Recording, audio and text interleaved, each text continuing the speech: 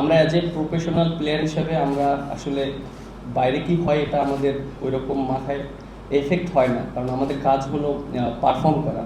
এবং আমার কাছে মনে হয় যে লাস্ট 3 উইকস যেভাবে প্র্যাকটিস হয়েছে এটা আমার কাছে মনে হয় অনেক ভালো প্র্যাকটিস আমরা করেছি, এবং বাইরে কী হয়েছে এটা আমরা কখনোই চিন্তা করিনি। দেখেন, অবশ্যই এই দুজন অনেক লেজেন্ডারি প্লেয়ার, এবং আমি একসাথে অনেক দিন খেলেছি, তাদেরকে দুজনকেই পেয়েছি। আর যেহেতু স্টিল তারা দুজনই খেলছে, মুশফিক ভাইয়ের ব্যাপারটা যেটা অবভিয়াসলি এরকম একটা প্লেয়ার টিমে থাকলে অ্যাজ এ ক্যাপ্টেনের জন্য অনেক ইজি হয়ে যায়। আর যেটা বললেন যে অবশ্যই যেহেতু সে রিটায়ারমেন্টে গিয়েছে, এবং আমার কাছে মনে হয় ফিটনেস ওয়াইজ যদি দেখেন সে অবশ্যই আরও কিছুদিন খেলতে পারতেন, বাট যেহেতু তিনি রিটায়ার্ডে গিয়েছেন অবশ্যই তার এই রিটায়ারমেন্টকে আমি রেসপেক্ট করি। আর সাকিব ভাইয়ের কথাটা যেটা ইস্যুটা,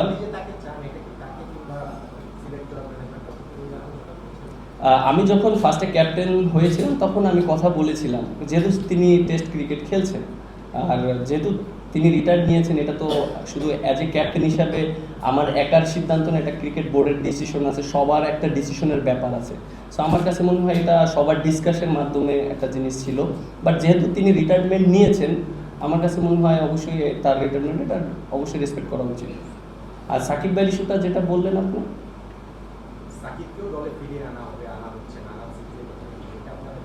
না এটা আসলে একটা অ্যাজ এ প্রফেশনাল প্লেয়ার হিসাবে আমাদের ড্রেসিং রুমে ওই রকম ইম্প্যাক্ট পড়ে না, বাট এটা সম্পূর্ণটা ক্রিকেট বোর্ডের ডিসিশন। এর আগেও আমি বলেছি, যেহেতু তিনি খেলছেন এটা সবাই আমরা জানি যে তার ইস্যুটা নিয়ে।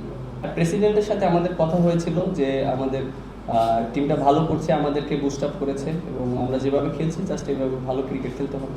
লং টাইমের জন্য একটা ক্যাপ্টেন যদি থাকে, একটা টিমকে খুব ভালোভাবে বন্ডিং করতে পারে। শর্ট টাইমের জন্য আমি বলি না যে কাউকেই দায়িত্ব দেওয়া হোক, কারণ দিন শেষে তার জন্য অনেক ডিফিকাল্ট একটা টিম বন্ডিং করাটা।